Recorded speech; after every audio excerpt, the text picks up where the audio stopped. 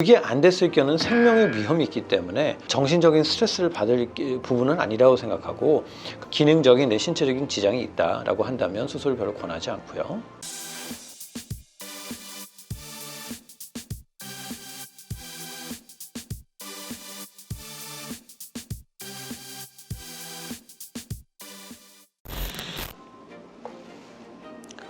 안녕하세요.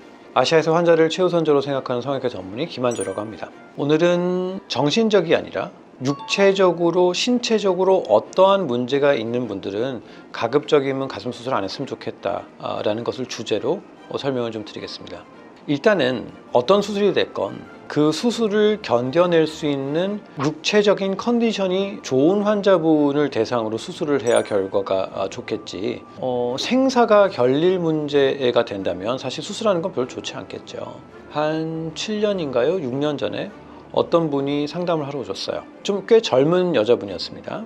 20대 중반쯤 됐었나요? 가슴이 많이 부족해서 가슴 수술을 하고 싶어요. 근데 이분이 어렸을 때부터 태생적으로 가지고 있던 질환 중에 하나가 Dilated Cardiomyopathy라고 해서 확장성 심비대증, 그러니까 심장 자체에 선천성지 기형이 있으셨던 분이죠. 사실 이제 뭐 부정맥 이런 부분들은 수술하는 데는 큰 지장이 없습니다. 근데 확장성 심비대증 자체는 심장이 굉장히 확장이 많이 되는데 근육에 힘이 딸려서 펌프가 잘 안 되는 겁니다. 사실 살다가 즉사하는 경우도 굉장히 많은 병이에요. 그래서 어떤 심장적인 문제가, 기능적인 문제가 있는 분들은 전신마취나 수면마취를 버텨낼 수는 있겠지만 그게 안 됐을 경우는 생명의 위험이 있기 때문에 그런 생명을 위험을 담보로 하면서까지 정신적인 스트레스를 받을 부분은 아니라고 생각하고 그런 분들은 수술을 안 하는 게 좋겠죠. 그래서 어떤 기능적인 내 신체적인 지장이 있다라고 한다면 수술을 별로 권하지 않고요.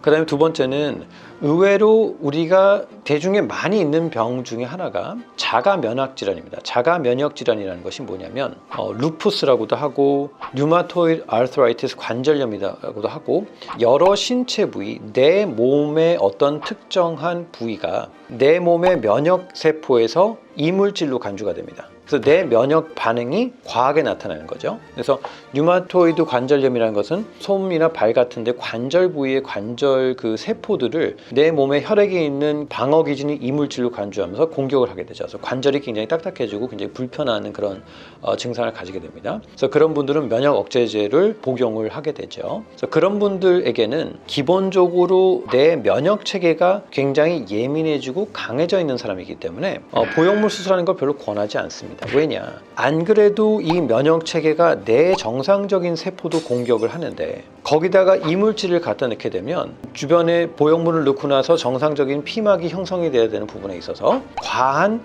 피막이 형성이 될 수가 있겠죠. 그럼 구형구축으로 가는 것은 뭐 당연한 일이라고 볼 수가 있겠습니다. 면역 억제제를 복용을 하고 있던 억제를 하고 있던 그렇게 그 구형구축과 굉장히 딱딱하고 촉감과 모양이 좋지 않는 가슴을 담보로 수술하는 것은 별로 바람직하지 않아요. 그래서 그런 관절염 같은 류마토이드 관절염, 그다음 루푸스 같은 자가 면역 조직 질환이 있는 분들은 가급적이면 가슴 수술을 하는 것을 권하지 않습니다.